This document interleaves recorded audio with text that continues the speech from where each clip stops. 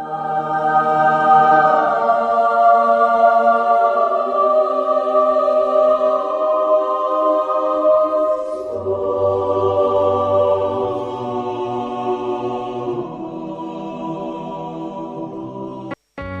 ہم نے چوتھا سوال جو ہے قابل خادم سے بڑے وضاحت کے ساتھ ہم نے سنا، اور خدا کے کلام میں سے ان تمام گہری سچائیوں کو آپ نے سنا.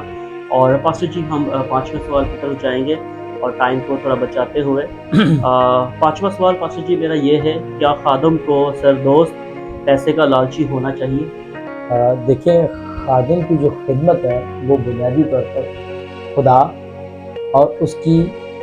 جو وابستگی ہے اس سے، جو بنیادی جو ایک عقیدہ یا جو بنیادی جو ایک جز ہے خادم کی زندگی کے اندر، وہ یہی ہے نا کہ اس کو دن اور رات خدا اور اس کے روح اور اس کے کلام کی پیاس ہو. صحیح، ٹھیک ہے. تو یہ جتنی بھی چیزیں، یہ ساری ایک میٹیریلسٹک جس کو کہتے ہیں، یا دنیاوی یا مادی چیزیں، ٹھیک ہے. تو کلام مقدس خادم کے لیے ان چیزوں کی شاید کوئی ممانعت نہیں کرتا، کوئی ایسی کوئی لازم نہیں کہ یہ ساری چیزیں خدا اس کو خود پرووائڈ کر دیتا ہے. جب خدا اس کے ساتھ رہتا ہے، جب وہ خدا کے ساتھ رہتا ہے، خدا کے ساتھ وابستگی کے ساتھ چلتا ہے، پوری جانفشانی کے ساتھ خدمت کرتا ہے، تو خدا خود. لیکن موجودہ دور کے اندر بڑی معذرت کے ساتھ، جس طرح ہم نے پہلے ہی آغاز میں کہا تھا کہ ہم دونوں اطراف دیکھیں گے کہ کلام مقدس کی روشنی میں حقیقت کیا ہے، اور جو اس وقت ہم اپنے ارد گرد یا جو لوگ وہ ہم دیکھتے ہیں، جانتے ہیں، ان کے بارے میں ہم تشبیہاً ہم دیکھیں گے ساری چیزوں کو. دیکھیں، آج کل کے جتنے بھی خادم ہیں وہ زیادہ تر جو ہیں وہ حقیقتاً یہی ہے کہ ہر شخص زر کی دوستی میں لگا ہے. ہر شخص کو کہیں نہ کہیں کسی نہ کسی طریقے سے روپے پیسے کی لالچ ہے کہ کسی نہ کسی طریقے سے وہ اپنا مستقبل، اپنے بچوں کا مستقبل اور اچھی ایک لگژری لائف ہو، میرے پاس گاڑیاں ہوں، یہ تمام چیزیں میسر ہوں، تاکہ میں ایک کشادہ اور ایک لگژری لائف جی سکوں. جبکہ داؤد نبی تو فرماتے کہ میں تو اپنے محبوب کو نیندی میں دیتا ہوں. ٹھیک ہے. لیکن جو آج کل کے خادم ہیں وہ میں بڑی معذرت کے ساتھ سب کو میں اس پہ وہ نہیں لے کر آؤں گا، لیکن ایک بہت بڑا طبقہ ہے جو اس چیز کا شکار ہے اور جو اس چیز کی پیروی کر رہا ہے. سب کی میں بات نہیں کر رہا، معذرت کے ساتھ سارے خادم ایسے نہیں، لیکن کچھ ایسے خادمین موجود ہیں اس وقت کہ جو واقعی اس دوڑ کے اندر لگے ہیں کہ کسی نہ کسی طریقے سے ہم کیا کر سکیں، روپے پیسے کو کما کر اور اپنا بینک بیلنس اچھا بنا لے، اپنی جو لائف سٹائل ہے اس کو تھوڑا سا چینج کر لے. تو دیکھیں، خدا کا کلام فرماتا ہے، پولس رسول فرماتے ہیں فلپیو 3 باب اس کی 19ویں آیت کے اندر، وہ ایسے خادموں کو کوڈ کرتے ہیں، ان کے بارے میں بتاتے ہیں. اور کیا فرماتے ہیں آپ بھی سنیے گا جو سننے والے. فلپیو 3 باب اس کی 19ویں آیت کے اندر، ان کا انجام ہلاکت ہے، ان کا خدا پیٹ ہے، وہ اپنی شرم کی باتوں پر فخر کرتے ہیں اور دنیا کی چیزوں کو خیال میں رکھتے ہیں. اب آپ بھی صاحب فہم ہیں، آپ ساری چیزوں کو جانتے ہیں اور سننے اور دیکھنے والے بھی کہ دنیاوی چیزیں کیا ہیں. یہی مال دولت گھر بار، یہ تمام چیزیں دنیاوی مادی چیزیں، مٹیریلسٹک ساری چیزیں. تو میں پھر کہوں گا کہ سب نہیں، لیکن کچھ ایسے لوگ ہیں جن کی اب تعداد بڑھتی جا رہی ہے. ہر روز کے گزرنے کے بعد، ہر ایک دن گزرنے کے بعد اب یہ تعداد میں کیا ہوتا جا رہا ہے، اضافہ ہوتا جا رہا ہے کہ ہر شخص جو ہے وہ روپے پیسے کی طرف کیا کر رہا ہے کہ کسی نہ کسی طریقے سے کیا کر سکوں، میں چند پیسے کما لوں اور میں کسی نہ کسی اور مجھے یہاں پر جناب مسیح کا جو پہاڑی باز انہوں نے بیان کیا، میں چاہوں گا کہ میں جو سامعین ہیں میں ان تک بھی اس کلام مقدسہ کو لے کر آؤں.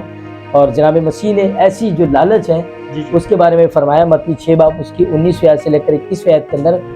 اپنے واسطے زمین پر مال جمع نہ کرو جہاں کیڑا اور زنگ خراب کرتا ہے اور جہاں چور نقب لگاتے اور چراتے ہیں. دیکھیں جناب مسیح کا کتنا خوبصورت قول ہے، کتنا خوبصورت قول ہے کہ اپنے واسطے زمین پر مال جمع نہ کرو جہاں کیڑا اور زنگ خراب کرتا ہے اور جہاں چور نقب لگاتا ہے. جناب مسیح نے آگے فرمایا، بلکہ اپنے لیے آسمان پر مال جمع کرو جہاں نہ کیڑا خراب کرتا ہے، نہ زنگ اور نہ وہاں چور نقب لگاتے اور چراتے، کیونکہ جہاں تیرا مال ہے وہیں تیرا دل بھی لگا رہے گا. یہ آیت مقدسہ جو پہاڑی باز کے اندر جناب مسیح نے اپنے منہ مبارکہ سے کہی، یہ آیت میرے دل پر لگتی ہے. اور جو سوال ابھی آپ نے گزارش کی کہ اس کے بارے میں روشنی ڈالی، تو میرے خیال میں یہ مشرع راہ ہے. یہ آیت مقدسہ جو 3 آیت مقدسہ بھی آپ کے سامنے اور سامعین کے سامنے جو تلاوت کی گئی، یہ میرے خیال ہم سب کے لیے مشرع راہ ہے کہ کیا میں اور آپ خود کو جانے کہ کیا ہم بھی تو دنیا کے اندر مال نہیں جمع کر رہے تھے کہ جہاں چور بھی نقد لگائے گا، کیڑا بھی خراب کرے گا اور زنگ بھی اسے لگے گا. لیکن کتنا خوبصورت پہاڑی باز ہے کہ جناب مسیح نے فرمایا کہ آسمان کی طرف کا مال جمع کرے، جہاں نہ کیڑا کھائے گا، نہ زنگ لگے گا، اور نہ جہاں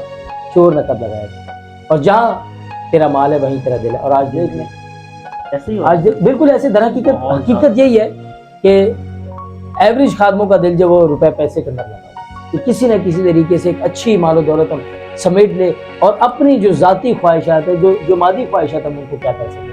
پورا کر سکے. تو آپ اگر یہ شخص جو ہیں یا جو بھی لوگ جو اس کام کے اندر ملوث ہیں یا جو اس کام کو کر کے فخر محسوس کرتے ہیں، یاد رکھیے تو جناب مسیح نے پہلے فرما دیا تھا کہ زمین پر اپنا مال نہیں جمع کرنا. تو زمین پر جو لوگ اپنا مال جمع کر رہے ہیں وہ روحانیت سے، اسپرچویلٹی سے، خدا سے، اس کے روح سے بہت زیادہ دور جا چکے ہیں،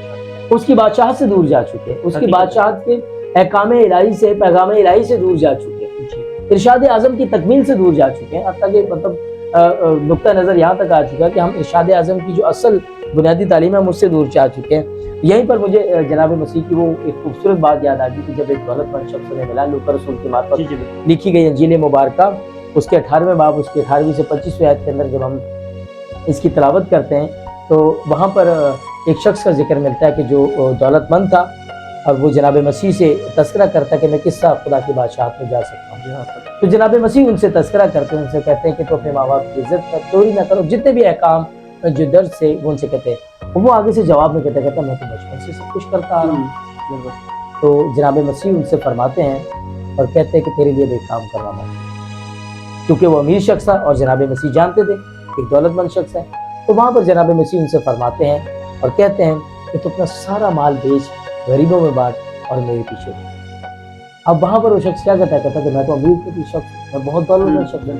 تو جناب مسیح اس کو پلٹ کر اس کا جواب دیتے ہیں کہ چونکہ اس کی جو سوچ تھی وہ مادی چیزوں کے اوپر تھی، وہ مادی چیزوں کے اوپر لگی ہوئی تھی کہ میں تو بہت زیادہ دولت کما چکا ہوں، میرے پاس بہت زیادہ بیل ہیں، بھیڑ بکری ہیں، اونٹ ہے، بہت زیادہ جائیداد ہے، نوکر چاکر ہے. بہت مشکل ہے، بہت مشکل ہوتا ہے. ظاہری بات ہے کوئی بھی شخص اپنی میراث کو نہیں بیچ سکتا، اور خدا کے لیے بیچنا مطلب سب کچھ پسے پوش ڈال دینا اور ہلکے پر ہاتھ رکھ کے اور پیچھے نہیں دیکھنا، یہ بہت مشکل کام ہے. جناب مسیح نے فرمایا تھا نا کہ یہ ایک تنگ دروازہ ہے اور چوڑے دروازے سے داخل ہونے بے شمار مل جائیں گے، لیکن سکڑا اور تنگ دروازہ جس میں سے شاید کم لوگ ہی داخل ہو گے. تو اسی آیت مقدسہ کو آگے کمپلیٹ کرتا چلوں آپ سب کی رہنمائی کے لیے کہ خدا مسیح نے اپنے منہ مبارکہ سے فرمایا کہ امیر کا خدا کی بادشاہی میں داخل ہونا اتنا مشکل ہے جتنا اونٹ کا سوئی کے ناکے میں سے. دیکھیں کتنی مشکل یہ تعلیم ہے جسے میں نے اور آپ نے شاید ایسے سمجھ لیا کہ شاید یہ بہت ہی آسان اور کشادہ رستہ ہے. عزیز سامعین، آپ جہاں تک میری آواز کو سن رہے ہیں اور دیکھ رہے ہیں، یاد رکھیے کلام مقدس اس بات کی تصدیق فرماتا ہے کہ یہ رستہ بہت سکڑا ہے، اتنا آسان نہیں ہے خادم بننا، خدا کی راہ پر چلنا اور نجات کے منصوبہ کو پورا کرنا